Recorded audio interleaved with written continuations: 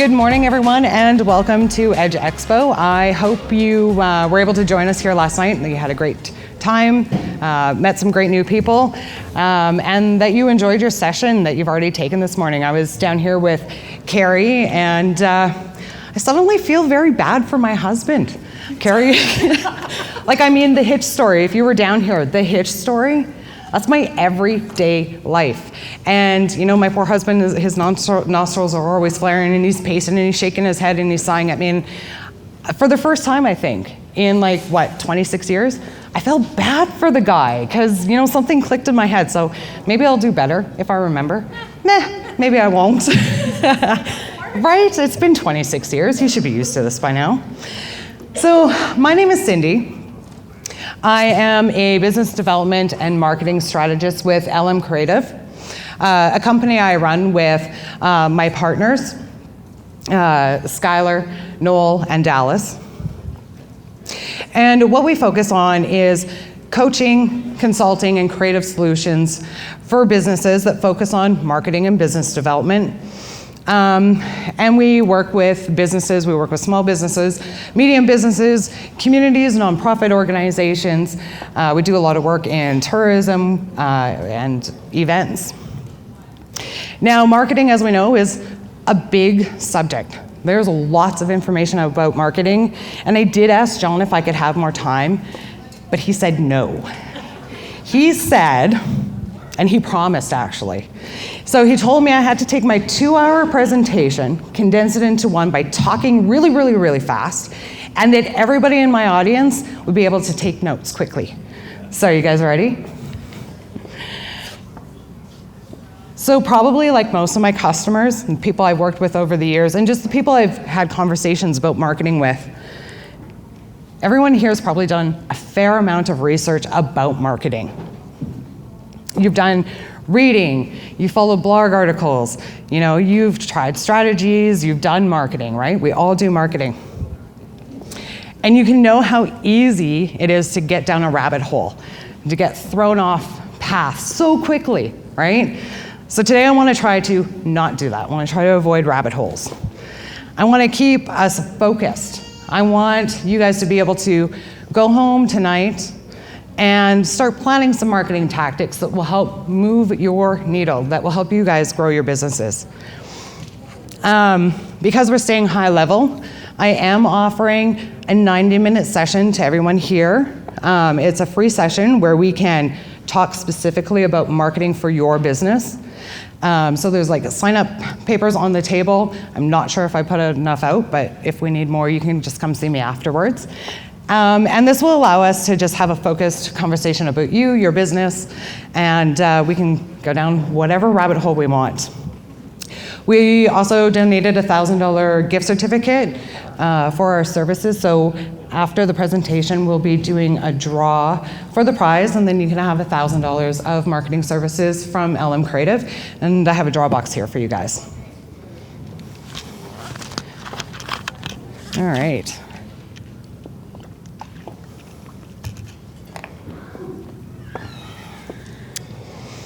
Okay, so we will jump into talking about making a marketing strategy, a marketing plan. So creating a marketing strategy, a marketing plan, a marketing tactic isn't complicated. There are only 7 steps to the process. These 7 steps will guide you to doing very great things with your business. You need to know your target audience. Who are they? Where are they? What motivates them to buy? Because at the end of the day, that's what we're after, sales. You need to create your brand story, your messaging, the images and the words that will connect with your customer and separate you from the competition. You need to get specific with your goals so that you can focus on developing strategies, tactics, action plans. And we're not talking about, when I say specific, I mean SMART goals, smarter goals. We don't just want to increase our sales. We want to increase our sales by 50%. Give it numbers, give it goals, give it an end date. So then we can define our strategies and tactics that will set the path that leads your business to your customers, and your customers to your POS machine, because again, That's our goal. And then we can create the action plans that lays out the who and the what and the by when. We'll set a budget to allocate resources based on our goals, our target audience, our available money, and our available resources to get the job done. And then we put things in place to monitor, measure, analyze, so we can track our results, see what's working, what's not working, make adjustments, and follow opportunities that present themselves. So how many people here do marketing for their business? Just by a show of hands. How many people here want to be doing more marketing for their business? Show of hands. How many people here find marketing frustrating and confusing at sometimes? Show of hands. Could it be because there's so many options when it comes to marketing? There's so many choices. How do you know what to do? That's what we're going to focus on today. So everything we do to create a marketing plan, a strategic plan, our tactics, our strategies, do we use Facebook? Do we use TikTok? It all comes back to one core idea. We need to understand our customer. With a deep understanding of our customer, we can create messaging that speaks directly to them, that is based on language that motivates them, that uses images that capture their attention. We can develop strategies to fuel our goals with tactics that your customers expect to see, where your customers expect to see them. So knowing your customer allows you to reach them with the right message at the right time. I'm going to illustrate what we're getting into today really is a customer persona. We're going to take the target market, we're going to move past just demographic, and we're going to talk about who our customer is, like really is. We're going to dive deep. Okay, so this is an example of part of a marketing strategy we put together last year for a regional tourism committee who wanted to attract more visitors. This is a really good example because can you just go out and attract more visitors to your community? Is that a target market? No, right? Because there's hikers and fishers and ice fishers, which are slightly different than your regular angler, right? There's motorcycle enthusiasts. So at the end of the day, when we put this strategy together, we developed 26 possible personas that the tourism committee could use to guide their strategies and tactics to pull more visitors into their region. The sections, when you're going through this, I guess I should say 26 is kind of extreme, right? So for your business, you're looking at 2 to 5, okay? Like 2 to 5. You can start with 2 to 5, and you don't even have to develop them all at once. Get some basic information, find out who the largest target market's going to be, and dive deep into that one. Because if you're looking for customers, if you're looking for new customers to add into your wheelhouse, right, take down your sales funnel with you, the more you can start with, the better, right? And then drive down into niche from there. So when we're looking at our persona slides, now, keep in mind this was delivered, if I was doing this for my own business, it'd probably just be a bullet list, right? So, I mean, this is a pretty example that I can use to show you today, but some things are important here still, even if it's a bulleted list, right?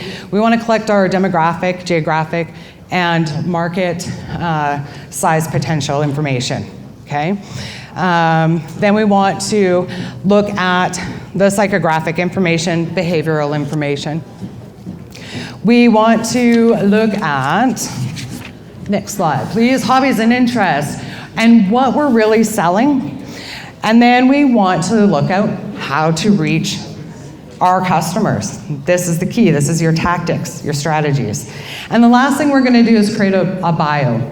And we're going to give our customer a name and a face.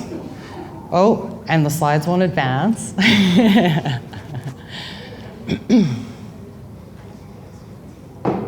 There we go. A name and a face and a backstory so that we can get to know who this person really is. So let's start with step one of the customer persona: demographic, geographic, and potential market size. It's exactly what it sounds like. For this section, you want to separate your target audience by gender, age, income, lifestyle.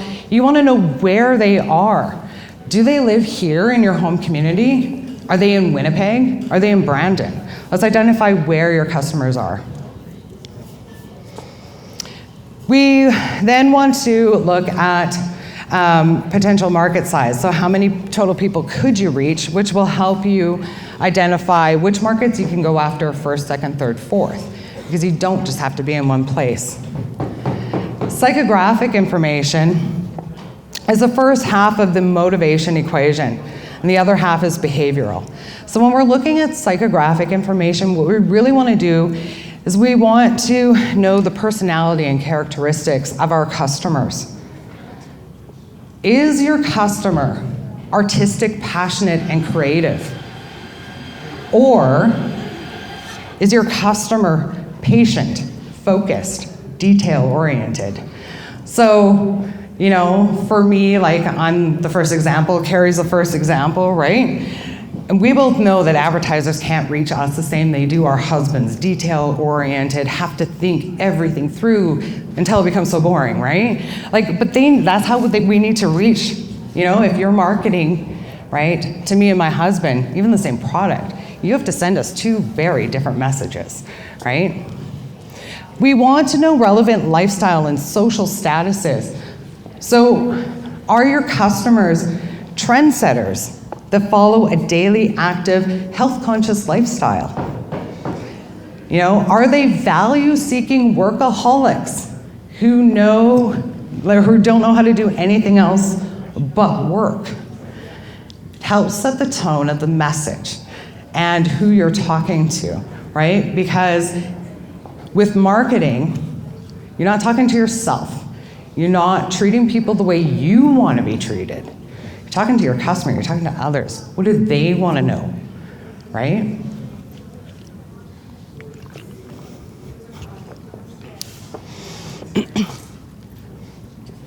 Am I going too fast, Mel? You're getting good notes? It's good? Perfect. Unless it's relevant to your brand, you can just go ahead and skip religious and political information, right? Unless it's important to your brand. It doesn't matter, right? Skip this in your messaging too, because a lot of time it can backfire, harm your brand, harm your business. By simply digging a little deeper into your target market, you can start forming ideas on how you're going to connect with the people that you want to buy from you. So behavioral is our next section. And it's the second part of our equation. Here we're looking for values, emotional triggers, motivations of your target customer. Are your customers adventure seekers triggered by excitement and novelty? Then they're most likely motivated by opportunities for adventure, exploration, and trying new things. My business partner loves getting on his motorcycle, and I love marketing. So you build a persona on him, right? I found out through some research, you can attract a motorcyclist to go just about anywhere for any reason if you can show him the road he's gonna take to get there. Doesn't care if it's for milk or a beautiful, stunning, beating activity, right? It doesn't matter. Show him the road. That's what he cares about. So another example of separating by behavior. Are your customers tech savvy, triggered by innovation and technology? Then they're likely motivated by cutting edge products, advancements in technology, the latest gadget and software application. So think of men's razors. Those are dang cool tools, right? Funky little gadgets, and they're sold as such, right? The information here helps us further understand our customers, and more specifically, how to tailor our message to hit those emotional triggers. The next section we look at is hobby and interest information. Your target customer is not a narrowly focused individual. guess what? They care about more than what you have to offer them, right? So that's where we dig into hobbies and interests. Knowing what your customer likes and what interests they have can help you further refine your strategies and when you're targeting your customer. And this comes in true when we're talking about, paying for ads, buying Facebook ads, filling out that interest information. For example, I do a lot of work in the trucking industry for driver recruiting. So, of course I include things that are all trucking industry related, semis, trucking magazines that my potential, recruits would be reading, right? But I gotta look past that. So I wanna add things like sports and podcasts, audiobooks, reading, photography. These are all things that interest a large majority of truck drivers. And then I get to include this information and target more people. And as another example, ice fishing. Customers here we're looking at, well, they like ice fishing and they like fishing, but they also like running, snowshoeing, hiking, bird watching, and bowling.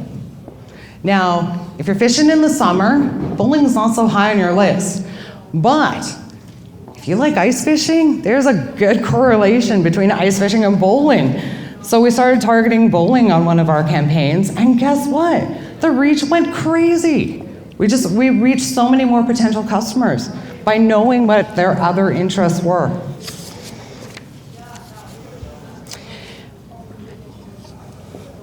So once you kind of have that established,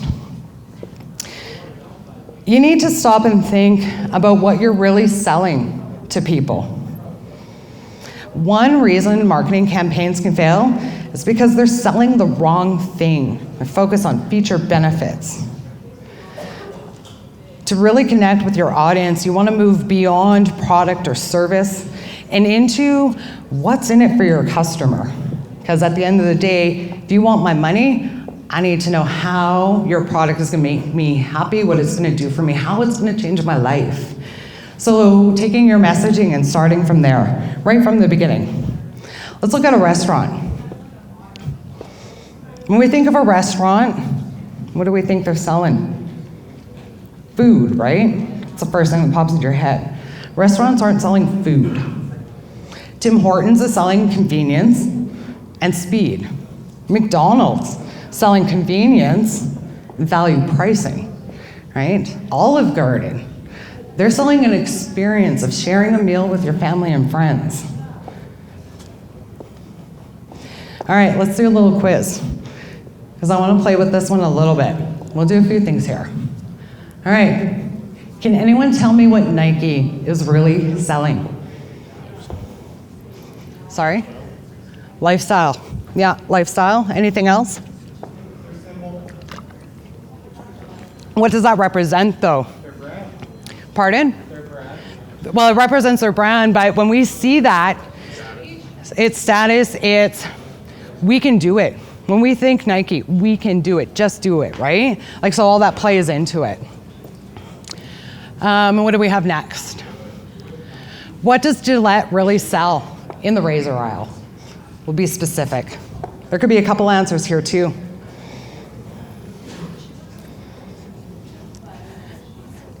Well, what are they really selling, though? Sexy. Sexy, right. What else are they selling? Gadgets. For men, they focus on selling gadgets. Women, smooth skin, right? Our next one, it's a bit of a tricky one, but if you like watching commercials, you may know this one. What does MasterCard really sell? Priceless experiences. That's great. I thought that was going to be harder for people to get. Thank you so much. All right. So they're not focused on selling you the rates, right? They're focused on selling you what you can do with a MasterCard in your pocket. You can enjoy life, right? Those experiences and moments. All right, let's see what some people here in this room are selling. Now, I'll give you a minute to think about it, and I'll start with an example. I'll get us started on this. But I'm not going to use my company. I'm going to use one of my clients' companies because it would be too easy. You guys know what I'm talking about if I talked about mine.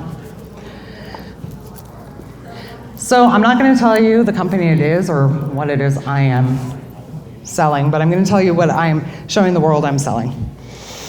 I sell a lifestyle, quality time with family, and safety. Those are the things that I'm really selling to my target customer. Who here is interested in that? Have I piqued anyone's curiosity? Do you want to maybe learn more about, a lifestyle, spending more time with your family, and safety? Okay? What I'm really selling is a trucking lifestyle, careers in trucking, where I focus on, trucking is a lifestyle. It's not for everybody, but if you're the right person, it's good. And if you work for my company, right, I'm gonna make sure that you can enjoy your lifestyle, still get home and spend quality time with your family. And when you're out on the road, I am going to be concerned for your safety to make sure that you can go out and come home safely. And that is how I have had great success with doing recruiting for trucking companies, okay? It's not focused on the rates. I don't tell them that they're gonna make $2 an hour or $2 a mile, right? So does anyone else here wanna tell me what they're selling?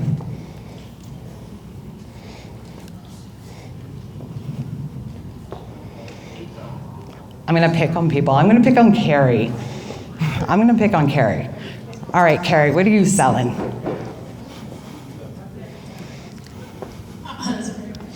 I would say I'm selling connection, increased community, collaboration, and profit. Yeah, that's good. Okay. Does anyone know what Carrie sells? Like what her product is? Carrie's a coach and a workplace educator. Okay? Do you want to try? Sure. All right. This is Mel, everyone. Hi, Mel. I'm picking on people I know. Thanks. While she was talking about this, she was talking about language and images. So what I did was I actually have my target market profiles already. So I went through those two profiles and I pulled out words from the profile that I was given. And for me, the language I was using: authentic, tangible, historical, cultural, immersive, nature, embracing, and uniqueness is what I sell. So that's how I kind of come up with what I sell. That is awesome. And knowing Mel and her business, what an amazing way to sell what you do.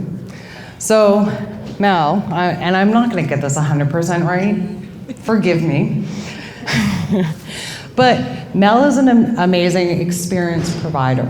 When you go out to her beautiful property and you sit by the campfire and you listen to stories of her Métis culture.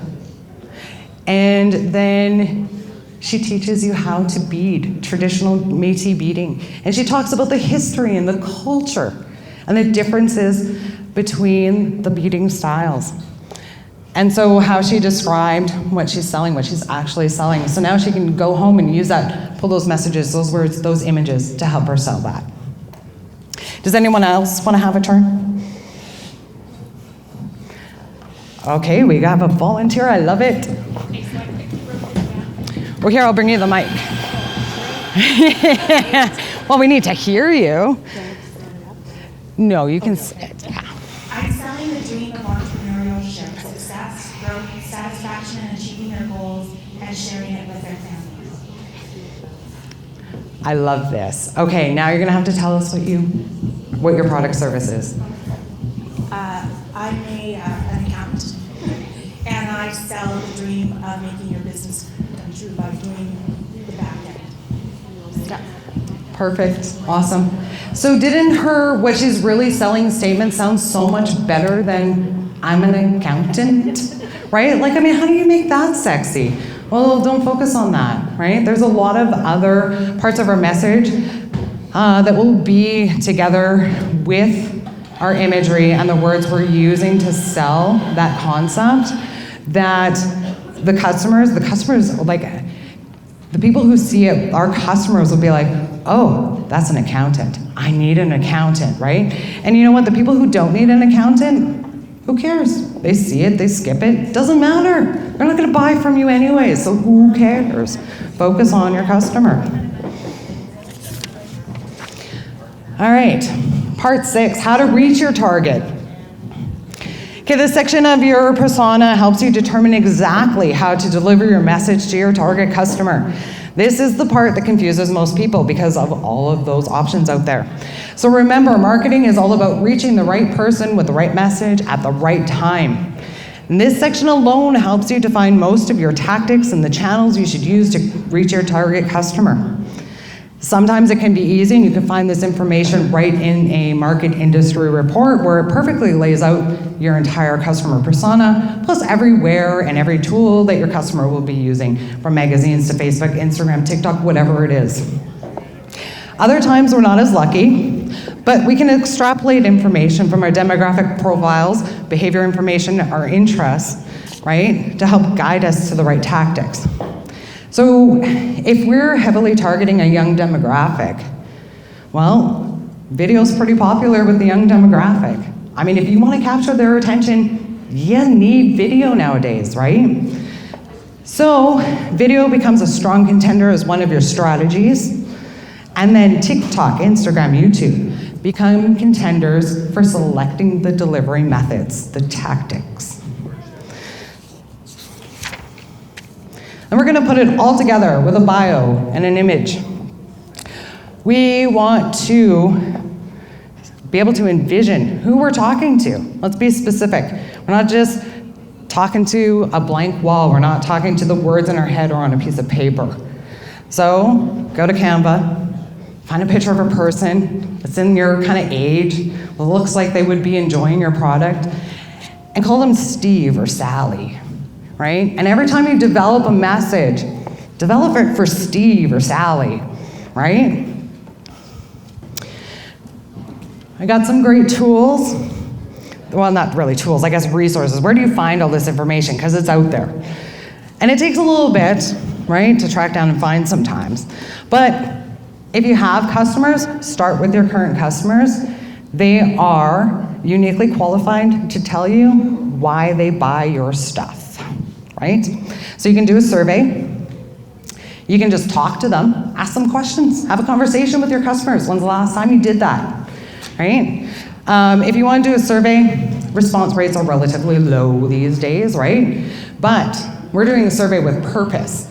We want our customers' insights so that we can grow our business, improve our bottom line. That's valuable to us. Give them something for it, right? Can you offer them a discount? You know? Can you work with another business and maybe do some sort of cross promotion? Maybe you're not giving the discount. Maybe somebody else in your network is, right? Work together with the businesses around you. If you give them something, and not just a chance to win something, but give everyone who does a survey something, more people will participate, you'll have more quality data for your business to help you make decisions. Of course, then we have Stats Canada, industry organizations have lots of information. Your Chamber of Commerce, right? Economic development offices. These ones, sometimes you have to go beyond your own community, right? Because you want information about Winnipeg, right? Well, the CDC of Rashad's not gonna have all the information, right? They're gonna have information specific to here. So go beyond your community, but there's still resources. Don't overlook social media. Every interest and hobby out there, I guarantee you, there is a Facebook page celebrating that interest in a hobby. I don't care how weird or bizarre or niche it is. So find these people, they're your customers. Scroll through the posts, see what they're saying, see what kind of questions they're asking. Watch the language they're using. Publications and media sources, so newspapers, magazines, blog articles, right? Again, you're gonna have to consume quite a few pieces, and you'll be able to pick up on common themes and threads. You may get one really great stat from this article, but you can't find out how to support it. Is it real? Did they make it up? But the more articles you read, you can try to determine if it's good information or not. And then, of course, you can hire a marketing company to give you a hand. If you use this one section, the customer persona, for your marketing strategy, you will be able to clearly move forward with developing the rest of your marketing plan, because everything you do in the marketing plan, every next step, relies on this information. Absolutely everything. All right, so now, the next section we'll talk about, we're done with our persona. We need to craft a message. We need to figure out what we're going to tell our customers. So we need to paint that clear picture of who we are, and we do that by defining what separates us from the competition and ways to connect with our customers. So the first part is differentiation. What is it and why we use it? So differentiation is all about separating yourself from the competition so that you can stand out from the crowd. Differentiators, though, can be real or imagined, and I'm going to jump into this. So if it's real, this is actually a bit easier, right? It means that your product or service is truly unique, innovative, or generally does something that your competition doesn't do, right? It's a nice position to be in because your competitors have a harder time competing with you in this arena. I'm going to use Lactabunny Ice Fishing Derby as an example. I don't know if anyone here has heard of the Lactabunny Ice Fishing Derby. This is a customer I worked with from like 17 to 2020. So it's a fishing derby, prizes, right? But it's not the biggest fish that takes home the big $10,000 check or has the chance to win over $60,000 in prizes, right? They do it lottery style. Any fish can win, right? So that's what separated them from the competition. All the other ice fishing derbies in Manitoba are focused on the biggest fish. Catch the biggest fish and you win, right? What happens when your business doesn't really have anything different than the competition? Does anyone know?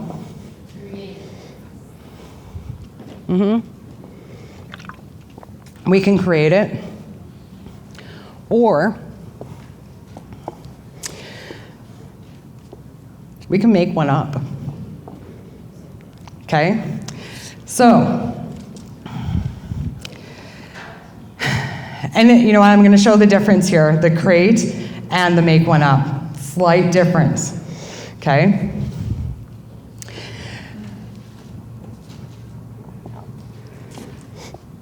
So, let's take Starbucks. Okay? They openly admit, so no debates here today, I don't want to do the Starbucks debate thing, but they sell the same production coffee as everyone else, right? But they have created a difference in their consumers' minds through premium pricing, the language they use on their menu, right? The way they advertise, and the people they target with their messages. It's the same coffee, right?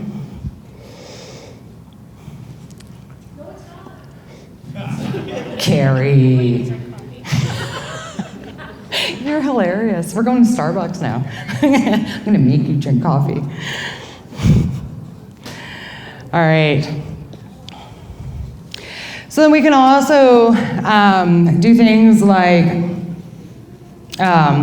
create campaigns that go against the grain, right?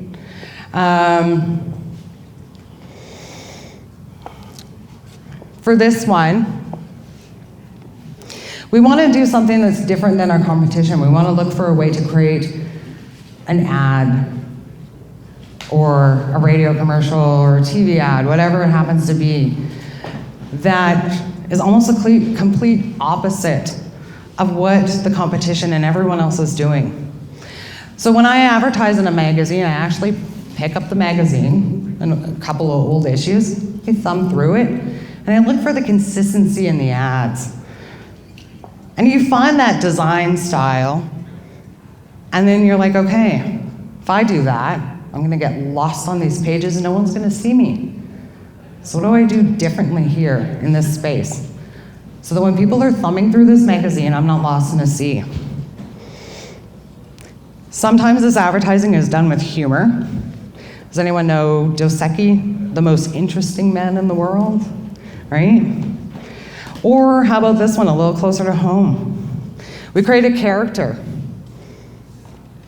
So I was probably like, 10, 12, remembering these commercials. Kernhill, his big cowboy hat, the furniture store flashing on the screen behind him, right? He talked to us like he was an auctioneer in training. I wasn't even ready to buy furniture. I was too young to buy furniture or even want furniture. And I remember Kernhill ads clear as day. So he was really able to separate himself from the competition. The pretty layouts, right? The nice style designs, the smooth talking, right? I can tell you another furniture store name, I think. Anyone remember his tagline? There we go. Come on down. Differentiation can help you stand out from the crowd. It helps make you memorable, even years later. Even when, you remember it like I did, when a kid, when I didn't need furniture. Here I am. It also helps your customers make a purchase decision when they reach the purchasing stage. And it prevents you from competing solely on price, because if you're not different and you don't promote yourself as different, what are you competing on? Price. And nobody wants to be competing on price, right? Because everybody around you can just keep undercutting. All right, so the second part of your messaging is connection.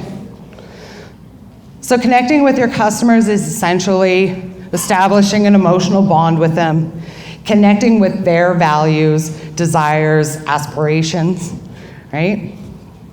We want to go beyond product feature, because remember, the biggest part of our marketing dollars is spent with people who don't know what our products are, right? They don't know who we are, so they don't care what our featured benefit is. What can we do for them?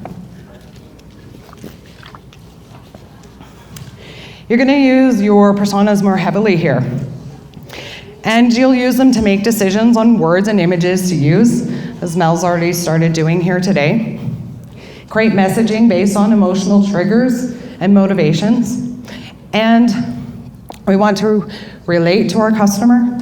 And we want to evoke emotions that we want to evoke. We don't want our customers dictating to us. We want to kind of pull that messaging out of them. We want to evoke those emotions and control which ones we evoke. We want them to be good, right? We don't want negative emotions coming out around our brand.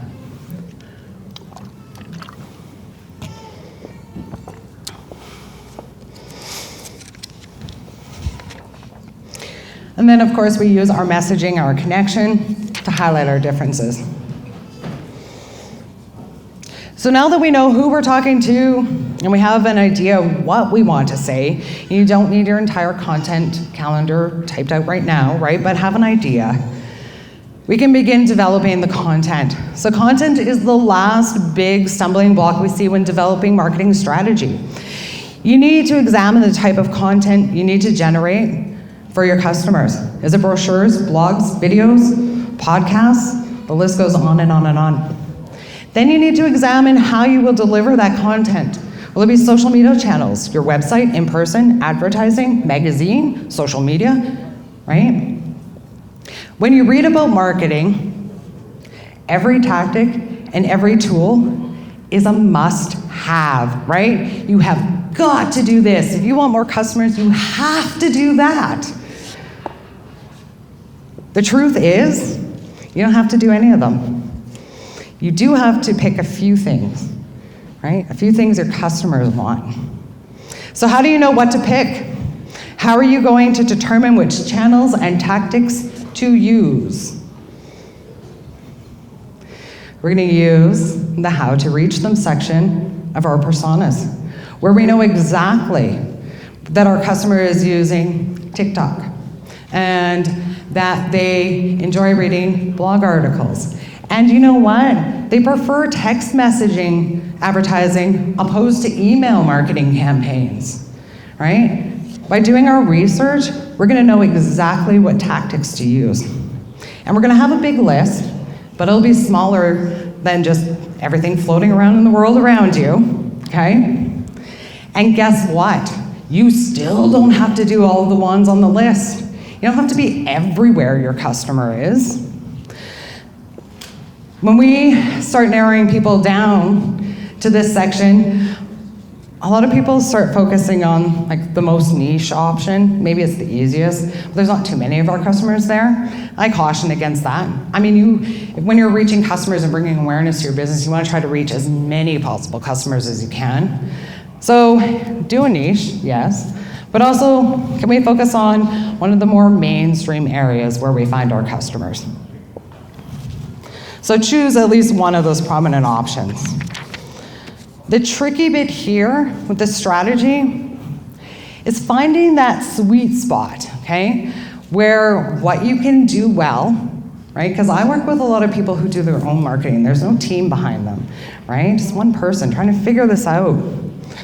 But find where the sweet spot where what you can do well meets with where your customers are. It's that simple. Maybe 2 tactics. I would work with, not work as in I am a marketing consultant for her, but we do some volunteer work together in Lactabani.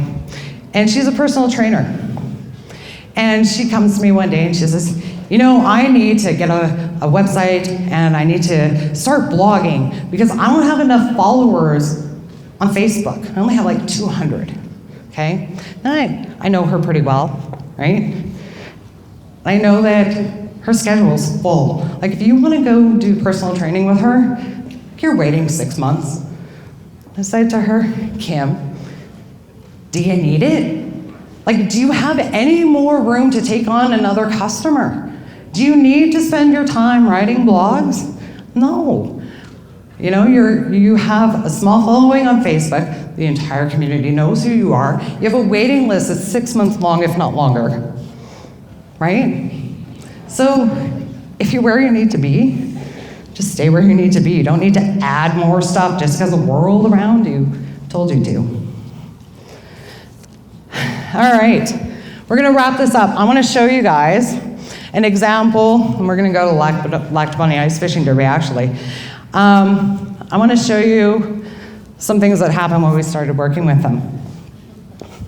I just wanna show you how important and how much knowing your customers can actually do for your business.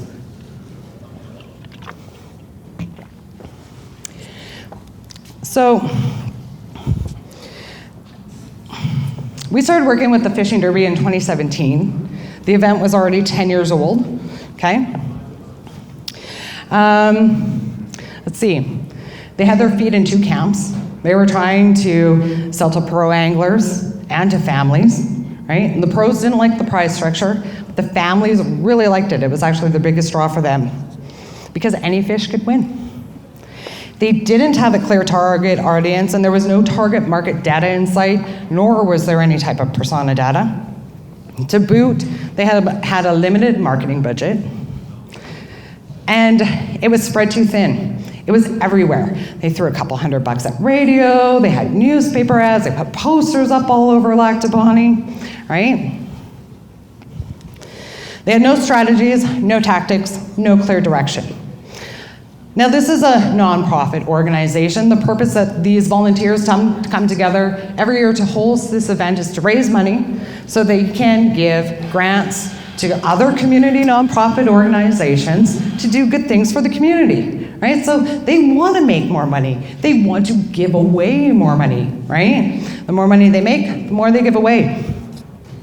So this is what we did. We created customer personas to help pick a lane and choose who our target was. So what we ended up choosing was families and angling enthusiasts. The pros could come if they wanted to, but they understood the rules. Any fish could win, not the biggest, okay? We used our persona data to develop messaging that would connect with our newly defined customer, where size doesn't matter, which was a humorous double entendre for our slogan, right? It didn't offend our families, right? Our enthusiasts loved it. And then our messaging, fun, family-friendly, any fish can win. And of course, prizes, right? Like over $60,000 in prizes, right?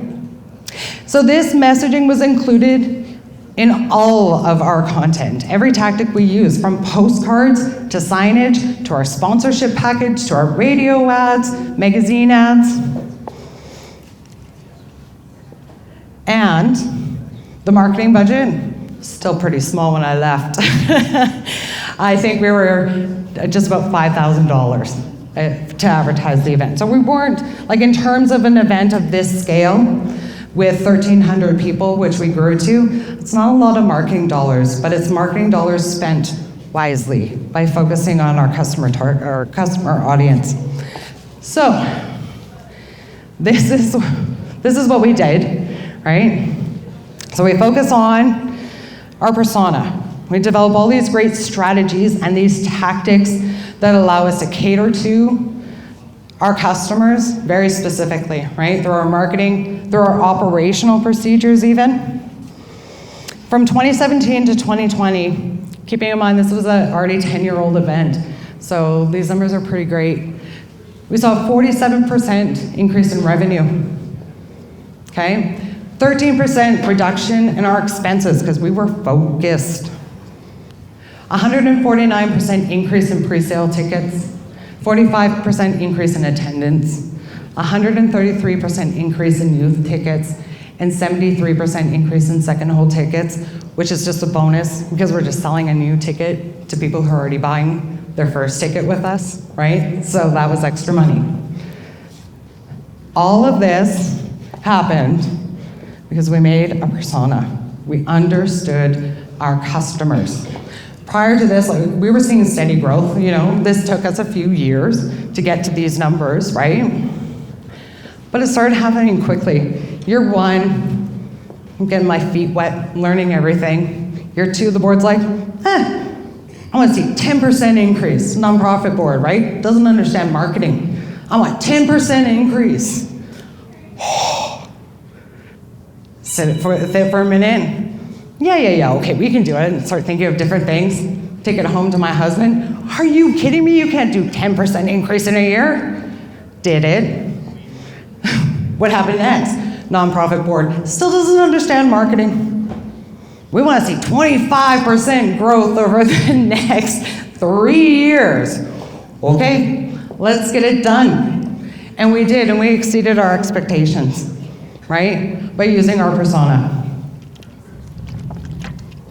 So, when your marketing is confusing you and you're frustrated by the next must-have tactic, right?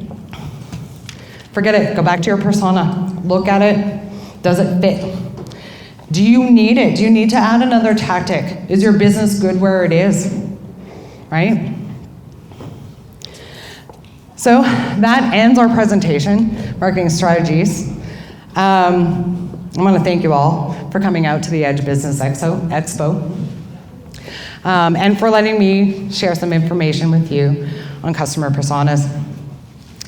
If you want, like I said, there's a registration form. You can sign up for a 90-minute session. And when we do this, it'll be for you and your team, right? So it's not just like an individual session, but if you have a team that helps you with the marketing, bring them in too. But I want these sessions to focus on just one business, your business, right? Because then we can go down rabbit holes and talk about your specific customer, right?